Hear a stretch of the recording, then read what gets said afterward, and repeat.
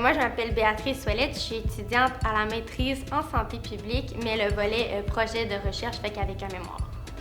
Moi, mon projet de recherche que je fais avec Emmanuel Carreau puis Marie Grandisson, qui sont professeurs au département de réadaptation, il vise à co-développer un outil pour aider les parents dans le développement de leur enfant de moins de 5 ans, mais on développe l'outil de manière à ce qu'il soit adapté aux familles en situation de vulnérabilité sociale puis économique. Donc, en fait, notre outil va fournir des informations sur le développement en bas âge, mais il va aider les parents à stimuler leur enfant dans la vie de tous les jours. Fait qu'en fait, ce qu'il va proposer, c'est des stratégies concrètes sur comment aider son enfant à faire des apprentissages directement dans des activités de la routine. J'aime beaucoup la recherche, j'aime aider les gens, j'aime la recherche qui est participative. Qui implique les gens dans la recherche. Je pense que pour produire un changement, il faut avoir les personnes avec nous. Faire un changement dans une vie, c'est difficile, mais quand on contribue puis qu'on peut s'impliquer puis décider, là, je pense que c'est beaucoup plus facile. Fait que moi, je crois beaucoup à la recherche qui est mobilisatrice, qui implique les communautés, qui implique les personnes. Fait que j'aimerais ça à long terme faire un doctorat pour continuer dans ce type de projet-là.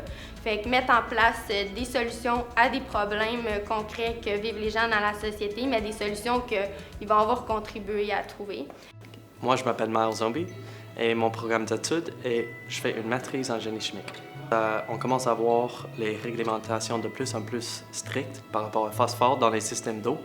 Fait que mon projet travaille dans le recyclage du phosphore, le prélèvement et le recyclage à partir des systèmes de l'eau usée, des systèmes digestats liquides, puis des plans d'eau pollués en phosphore. Donc, avec nos systèmes d'adsorption, c'est une résine échangeuse, on est capable d'enlever du phosphore de ces systèmes puis réglementer les problèmes avec les fleurs d'eau. Dans 5 ans, je vais finir avec ma maîtrise, je vais être ingénieur de l'eau. Donc, avec ma spécialité, mes compétences que j'ai apprises pendant ma maîtrise, je veux être capable de vraiment régler ces problèmes à l'environnement. Je vais être là pour éliminer les fleurs d'eau et l'eutrophisation au Québec, spécialement avec l'augmentation de la domaine de digestion anaérobique. On va produire de plus en plus de déchets riches en phosphore. Donc, il va prendre un ingénieur là avec les compétences pour assurer que cette phosphore n'entre pas dans les systèmes d'eau au Québec pour polluer de l'eau. Donc, je vais être là pour assurer la sécurité de l'eau au Québec. Mon nom, c'est Abir Boukil.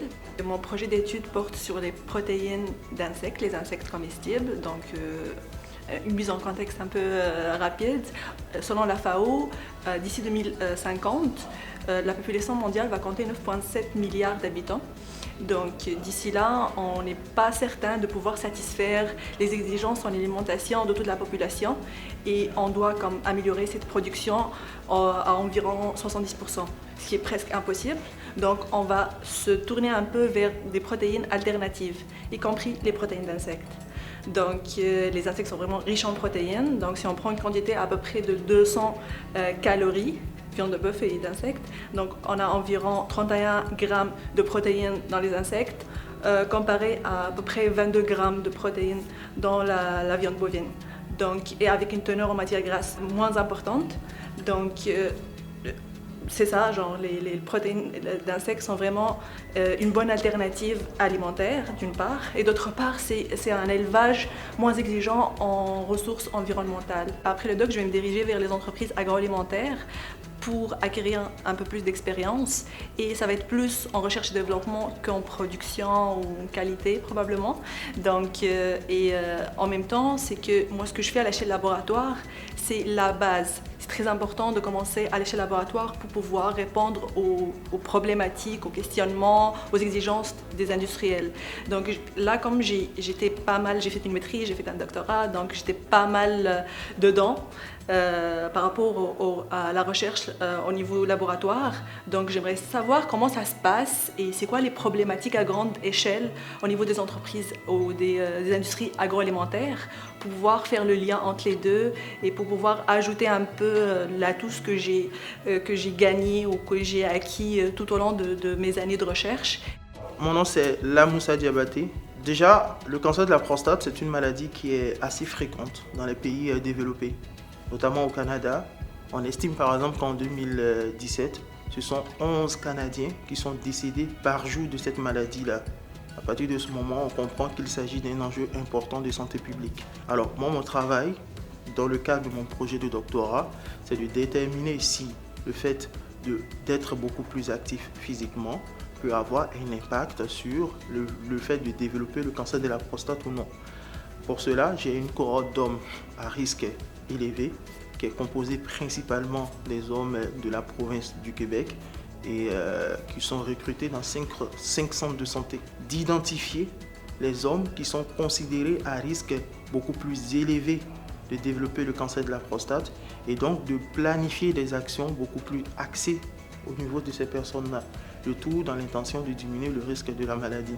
Je me vois être un chercheur dans un des centres de recherche de la province du Québec pour répondre à une problématique aussi importante que celle du cancer de la prostate ou même le cancer de la prostate, car il reste encore beaucoup de choses à faire.